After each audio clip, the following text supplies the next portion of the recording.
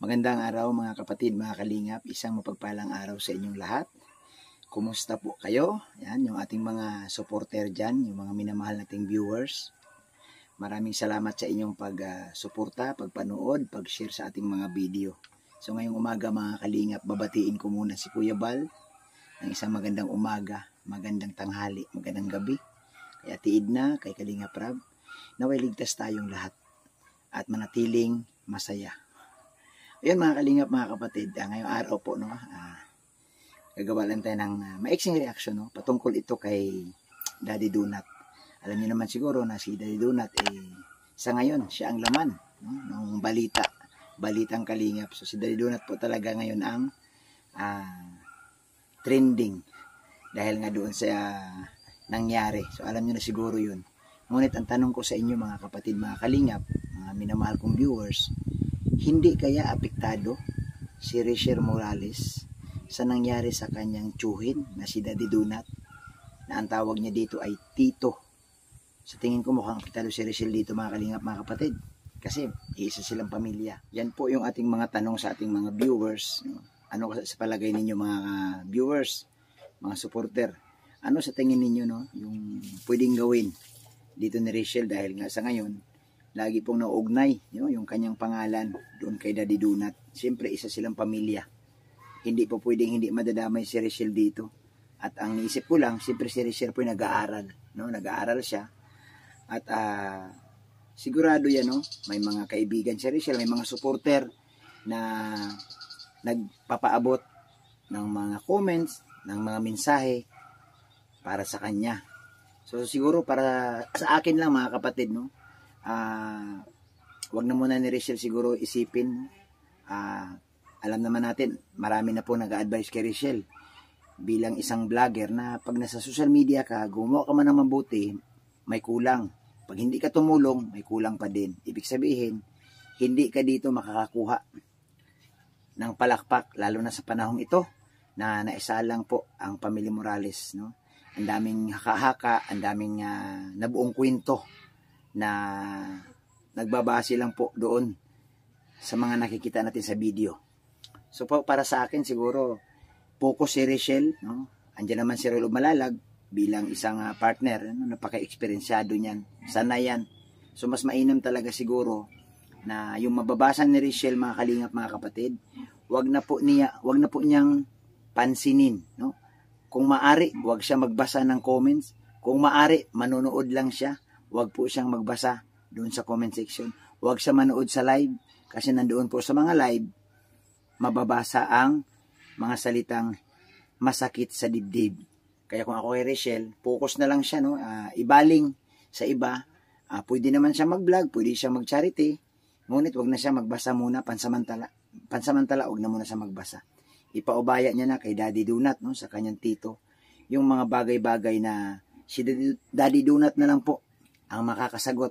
At siyempre po, inaantabayan na natin ang sagot ni Daddy Donut kung ano po ang kanyang komento, no, doon sa mga na kanyang naririnig.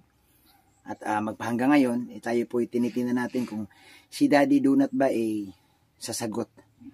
Marami yan po mga pamamaraan. Malay mo kung sasagot si Daddy Donut o mananahimik na lang, no, mananahimik na lang upang wala nang mapag-usapan. Pero hindi po natin alam. Tayo po nagmamatsaglan din, no? Kaya ngayon ang tanong ko sa inyo mga viewers, mga kalingap, ano po ang pwede niyong ibigay? Ano po ang magandang advice, no, na maibigay niyo kay Rachel bilang mga supporter ni Rachel? Anong magandang advice ang pwede niyang ibigay, no? Ano ang pwedeng gawin ni Rachel? Alam niyo po mga kalingap, mga kapatid, sa totoo lang, hindi ako maniniwala na hindi apektado si Rachel dyan. Siyempre, gamit lagi, no, ang pamilya Morales. Gamit lagi yan. At ito nga ba ng huli, nadadamay si Rachel dahil doon sa sayaw. Ang dami kong nababasa about doon sa sayaw. No? Bakit na lang ba hindi si Rachel sumakay sa likod ni Roel? Bakit talaga yumapos? Paper dance nga po. Karamihan naman po sa mga napanood natin sa paper dance, sa harap, no? Wala namang sa likod. At nabigyan lang talaga ng focus itong pagyapos ni Rachel. Pero po mga kalingap, mga kapatid, lagi nating tatandaan na ang paper dance, part po yan, no, ng ating kultura, no? Palarong pang okasyon. Kaya sumikat itong paper dance ngayon. Kaya sa susunod, hindi na ako sasayaw ng paper dance. Basta ganang itlog na lang at saka ubusan ng kain ng apple. Mas mainam pa. Walang issue. So balik tayo dito mga kalingap. Ang concern lang natin dito yung pag-aaral ni Richelle. Kasi siyempre nag-aaral yung Richelle. Sana, no, kung maaari, hindi ko advise na tumigil sa pagbablog. Sayang kasi. Nag-uumpisa na siya. Ang advice ko lang dyan, wag na muna siyang magbasa at wag naman magkomento, no, doon sa mga comment na nababasa niya. At siyempre, naniniwala tayo na andyan si Ruel Umalalag. Siya pong gagabay, no, kay Richelle. Nandyan po si Tatay Rizan. Yan, isa pa yan, si Tatay Rizan. Siyempre, magulang yan. Kahit hindi man yan magsasalita, pag nabanggit doon yung Morales family, apektado din yan. At may mga ilan-ilan na rin akong nababasa, no, na mga basing laban kay Tatay Rizan. So, kung maaari naman sana, no, humupa na ito, no, mawala na, no, mawala na yung pambabas. O pwede namang manood. Kung hindi kaya, wag na lang mag-comment. Ang nakakasama ng gusto dito, yung comment talaga, no? Pwede pong manood. Pero, silent viewers na lang, no? Mas mainam para sa akin. Alam mo na, ito lang, nanonood ako lahat. Kahit yung ibang mga reactor, pinanonood ko yan. Kaya alam ko yung kwento. Kaya lang, silent viewers lang ako. Kasi sa oras na nagkomento ka dyan, at yan na screenshot nila, kakalat yan. Marami pong group chat Papasok yan doon, pasa-pasa na yan. Bibigyan niya ng iba't ibang interpretasyon. Okay lang kung positibo lahat. Ang problema, kagaya nitong kay Daddy Donut, na ayon sa aking pananaliksik, wala naman daw siyang binanggit na magbuo siya ng team. Pero ang lumalabas, may mga comment po, no, na siya po yung magbubuo ng team. At tinanong ko rin siya no, kung siya ba ay spokesperson. Sabi niya, hindi naman ako spokesperson. Nataon lang daw na siya ay natanong. Nataon na siya ay natanong. So, may mga bagay po talaga na kung minsan misunderstanding lang. Siyempre, alam nyo na, nagagawan po ng iba't ibang interpretasyon. So, para sa akin, mahalaga, humupa na ang issue. Ang mahalaga, si Richelle tuloy-tuloy sa pag-aaral. Wag na munang mag-comment or manood ng mga specialist sa mga live, no? Doon na lang muna siya manood sa mga vlog ni Ruel. Pero wag siya magbasa ng comment kasi pag nagbasa siya ng comment doon, sigurado yan, sure ball. May mababasa ka doon.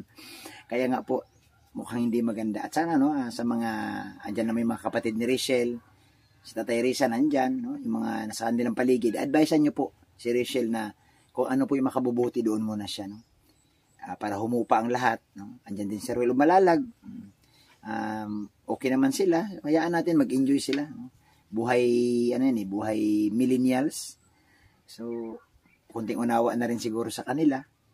Wag din natin masyadong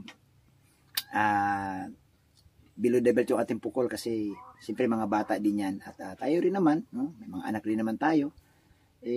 Ano lang tayo? Advice tayo, no? Kung ano yung makakabuti. Yan. So ako po'y titigil na at naririnig ko na yung boses ng uwak. Mukhang pinapatigil na ako. Yan pa na yung uwak ng uwak. Okay, salamat po sa inyong lahat sa mga viewers. Thank you. Pa-share po ang video ito. Maraming salamat. God bless. Isang mapagpalang araw sa ating lahat.